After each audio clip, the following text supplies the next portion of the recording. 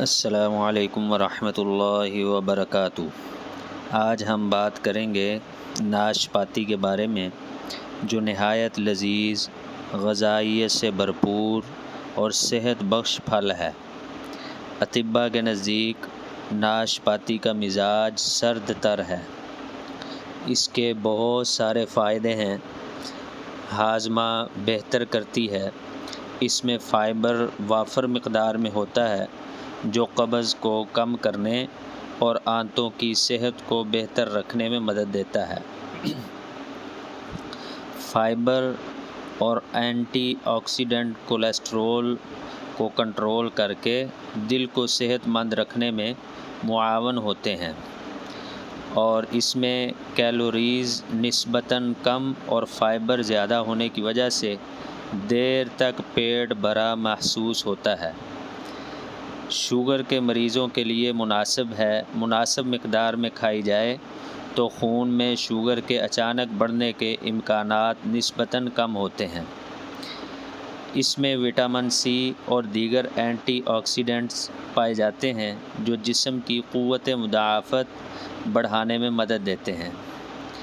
جسم میں پانی کی کمی ناشپاتی سے پوری ہوتی ہے۔ ناشپاتی میں کیونکہ پانی کی مقدار زیادہ ہوتی ہے، جو گرمی کے موسم میں جسم کو تر و تازہ رکھنے میں مددگار ہے۔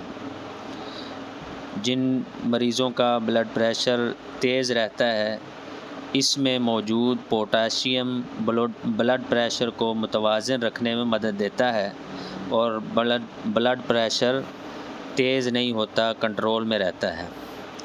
وٹامنز اور اینٹی آکسیڈنٹ جلد کو صحت مند اور شاداب رکھنے میں معاون ہیں، اس لیے جلد کے لیے بھی بہت مفید ہے۔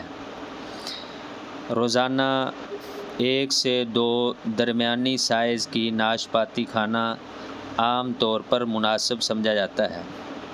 جس طرح اس کے فوائد ہیں، کچھ نقصانات بھی اس میں پائے جاتے ہیں۔ کیونکہ اس کا مزاج سرد تر ہے، تو سرد مزاج والے جن کا خون گاڑھا ہو، ان کو اس سے پرہیز کرنا چاہیے۔ اور بہت زیادہ کھانے سے بعض افراد میں گیس یا پیٹ پھولنے کی شکایت ہو سکتی ہے۔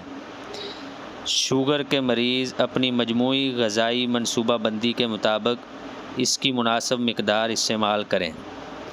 بہتر یہ ہے کہ ناشپاتی اچھی طرح دھو کر، ممکن ہو تو چھلکے سمیت کھائی جائے، کیونکہ فائبر کا بڑا حصہ چھلکے میں ہوتا ہے۔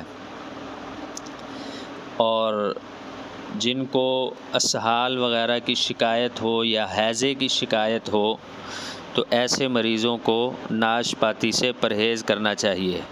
جن کا خون گاڑھا ہو، ٹھنڈے مزاج کے لوگ ہوں، ان کو بھی ناشپاتی بہت کم استعمال کرنی چاہیے۔ امید ہے کہ آپ کو میری یہ ویڈیو پسند آئی ہوگی۔ اس کو لائک کریں، چینل کو فالو کریں، اور اس کو آگے سے آگے شیئر کرتے جائیں۔ دعاؤں میں یاد رکھیں۔ حکیم قاری محمد عمر، شفاء المریض دواخانہ، ضلع ننکانہ صاحب۔